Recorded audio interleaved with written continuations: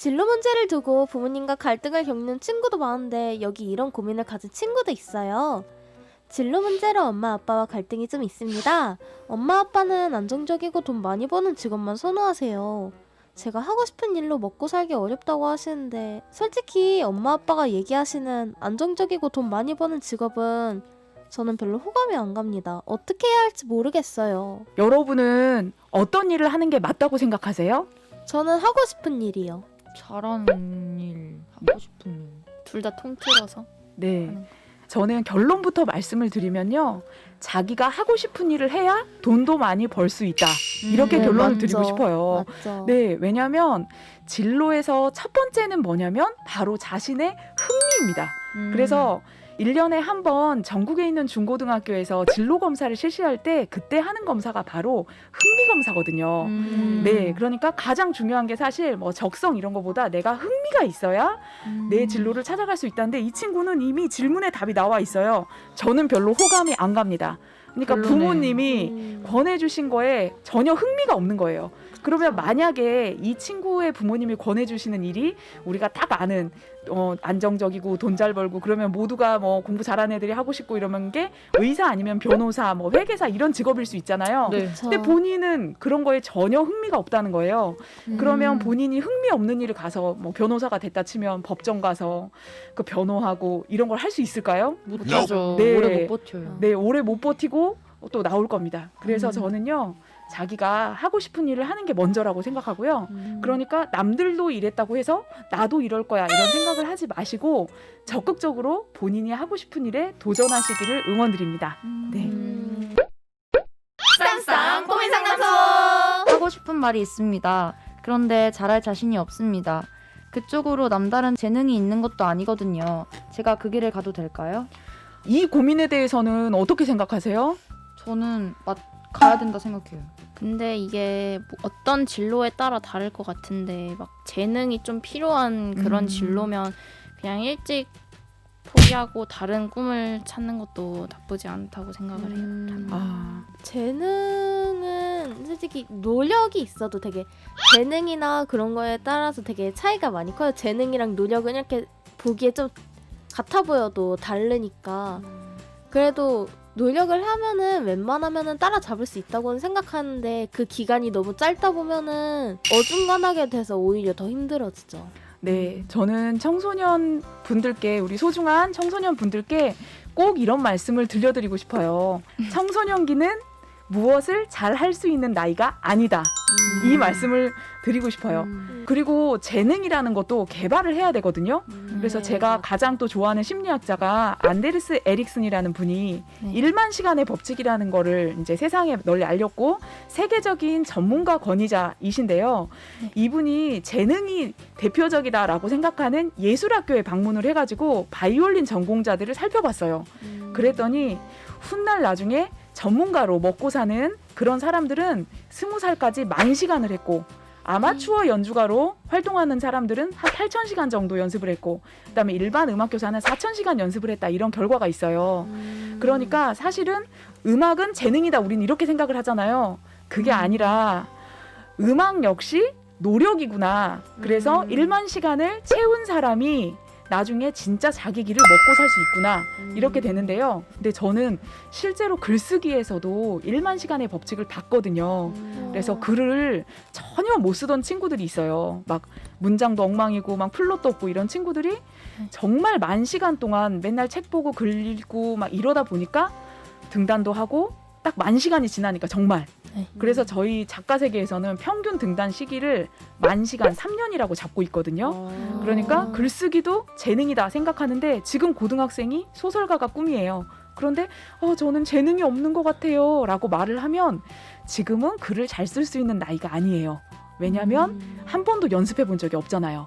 그래서 자기 하고 싶은 그런 재능이 있다면 가장 큰 재능은 뭐냐면요. 자기 자신을 믿는 재능이라고 생각을 합니다. 그래서 자기 자신을 믿으라고 저는 꼭 말해주고 싶어요. 쌈쌈 고민 상담소. 그러면 저희 학교는 특성화 고등학교라 진학과 취업을 두고 고민하는 친구들이 되게 많아요. 그래서 저희도 대학에 가야 하나 취업을 해야 하나 고민이 크거든요. 그런 거는 어떻게 해결해야 되는지. 네. 이 고민도 진짜 클 것 같아요. 그리고 네. 인문계 다니는 친구들도 이 고민을 안 하는 게 아니에요. 그쵸. 저희 제자들 중에도 래퍼 한다고 대학 안 간 친구도 있고요. 그다음에 본인은 공부가 세상에서 제일 싫다 이러면서 건축 설비를 해서 자기는 사장님이 되겠다 이러면서 운동선수 출신인데 네. 그래서 20살부터 자기는 딱 작은 중고차 하나 사서 전국을 돌면서 기술을 배우겠다. 이런 친구도 있어요. 근데 그 친구 얘기 들을 때 좀 멋있지 않나요? 멋있는데. 네, 딱 멋있죠. 그러니까 제가 드리고 싶은 말씀은 20살 이후의 인생이 사실 학벌에 의해서 결정되는 것처럼 착시한 상으로 보이지만 제가 살아보니까 그렇지 않더라고요. 이게 20살 이후의 인생은 자기가 만드는 거예요. 답은 내 자신이 알고 있다. 그리고 또 하나 당부드리고 싶은 것은 어떤 길을 선택하든지 그 길의 결과에 책임을 지면 그게 자기 자존감, 진로 자존감하고 연결이 된 것 같아요. 예를 들어서 대학을 선택했어요. 그런데 옆에서 친구가 와가지고 야, 나 좋은 데 취업했잖아. 그래서 이번에 좋은 화장품 사고 예쁜 옷 샀다? 막 이렇게 자랑을 해요. 그러면 그거에 대해서 속을 쓰려 하면 안 돼요. 말만 들어도 배 아프죠? 네. 나는 비싼 등록금 내면서 막 이 등록금 하느라고 허리가 휘는데 이런 생각을 하시면 안 되고요. 또 반대로 나는 취직을 해서 일하고 있는데 어떤 친구가 와서 나 대학교 MT 갔는데 진짜 멋진 오빠 만났다? 나 CC 됐어 막 이러면서 대학 생활의 로망을 막 얘기하는 거예요. 그렇게 대학 생활의 로망을 얘기했을 때 와, 이 친구 진짜 부럽다 이러면서 배 아파하면 안 된다는 거예요. 그냥 당당하게 내가 선택한 길을 가고요. 또 우리 전문계고 친구들은 20살에 꼭 대학을 가지 않아도 되잖아요. 그 이후에 가도 되는. 네, 그 이후에 가도 되고 그런 좋은 입시 제도가 있기 때문에 재직자 전형이라는 입시 제도가 있으니까 전국에 있는 중고등학생들이 꼭 전문계고 친구들이 아니더라도 내가 20살에 대학을 가야겠다 이런 고정관념을 버리면 조금 편해질 것 같아요. 대학교는 저는 언제 가야 된다고 생각하냐면 본인이 원하는 공부가 있을 때 그때 가야 된다고 생각을 하고요. 또 대학을 가는 목표 자체가 이 세상에 나가기 위한 공부잖아요. 네, 그런데 만약에 지금 내가 이 세상에 나가기 위한 준비가 돼 있어요. 예를 들면 우리 친구들은 컨텐츠과여서 MCN이나 이런 데 취직을 할 수 있다고 들었거든요. 근데 저는 영상 제작에 너무 흥미가 있어요. 그리고 이미 센스 있게 뭐든지 영상 제작을 할 수 있는 자신이 있다. 그런 친구들은 먼저 현장에 나가서 이 세상에 나갈 수 있는 충분한 역량이 있으니까 나가서 돈을 벌면서 사람이 돈을 벌면 어른이 되거든요. 그리고 굉장히 자존감이 올라가요. 맞아요. 그러니까 저는 취업을 하는 것도 찬성이고요. 또 내가 하고 싶은 공부가 있다면 언제든 20살이든 21살이든 뭐 30살이든 40살이든 다시 돌아가서 공부를 하는 것도 찬성입니다. 대신 절대 자기 길에 대해서 후회하지 말 것. 네. 그렇죠. 중요하죠. 쌍쌍 고민 상담소. 경례 희망이 작곡 쪽인데 너무 힘들어요. 경쟁도 심하고 생계 보장도 어렵다고 하는데 제가 꿈을 이룰 수 있을까요? 여러분 제가 질문을 하나 드릴 테니까 뉘앙스가 어떤지 보세요. 제가 최근에 했던 생각인데 네. 살을 빼고 싶다 이 생각 하나랑요. 살이 빠졌으면 좋겠다 이 생각에 혹시 차이를 아시겠나요? 네, 어떤 차이가 있을까요? 이제 빼고 싶다는 자기가 노력을 해서 내가 빼고 싶다고 빠졌으면 좋겠다는 내가 살짝 이대로 살아도 내가 가만히 있어도 그냥 맞아요. 저절로 빠졌으면 좋겠다. 이런. 맞아요. 나 똑같이 먹는데 운동도 안 하고 숨만 쉬는데 그냥 저절로 내 지방이 연소돼서 네, 날씬해졌으면 좋겠다 이런 거잖아요. 근데 저는 꿈도 다이어트랑 똑같은 것 같아요. 이게 수동적이냐 능동적이냐 이렇게 되는 것 같고요. 이 친구한테 제가 단언하면서 말씀드릴 수 있는 거는 이 친구는 꿈을 이룰 수 있습니다. 전제 조건이 뭐냐면 이거예요. 내가 나한테 협조를 해야 돼요. 그러니까 엄마 아빠가 나한테 협조를 한다고 해서 꿈을 이룰 수 있는 것도 아니고요. 친구들이 나한테 협조한다고 되는 게 아니라 내가 내 꿈에 협조를 하면 꿈을 이룰 수 있어요. 그러니까 이 친구가 지금 작곡 쪽인데 경쟁도 심하고 생계 보장도 어렵다고 했는데요. 경쟁이 심하다는 거는 이거는 신경 안 써도 되는 것 같아요. 이 세상에 경쟁이 심하지 않은 곳이 있을까요? 없어요. 치킨 가게도 경쟁이 얼마나 심한데요. 네, 그래서 경쟁이 심한 거는 인생은 우리 학교 자체는 상대평가잖아요. 1등급부터 9등급까지 있고 그래서 이 인생이 약간 상대평가라는 생각을 하기가 쉬운데 사실 살아보면 인생은 절대평가예요. 남하고 비교할 필요가 없고 그냥 내가 나 네, 자신과의 싸움. 네, 나 자신과의 싸움이고 작곡을 하고 싶다 그러면 내가 더 좋은 곡을 쓰기 위해서 일만 시간을 또 노력하면 돼요.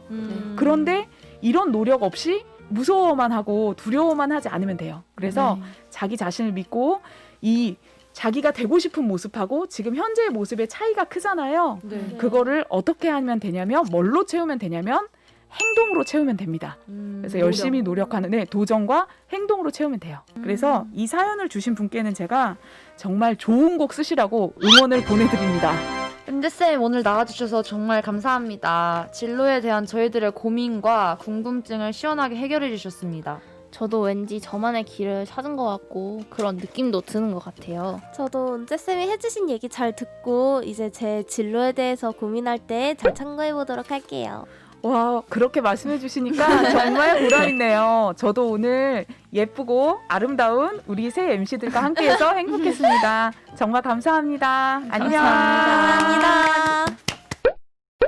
쌍쌍 고민 상담소. 오늘은 요즘 10대들의 가장 고민, 꿈을 찾고 꿈을 이루는 법에 대해서 이야기를 나눠봤습니다. 오늘 여기서 마치고요. 저희는 다음 주 이 시간에 다시 찾아뵐게요. 지금까지 MC 보비였고요. MC 유빈이었고 MC 혜민이었습니다. 그리고 작가 박한별, PD 최보연이었습니다. 이 프로그램은 경기도 교육청과 함께합니다. 유튜브 채널 셔틀콕에서도 영상으로 볼 수 있어요. 안녕. 안녕.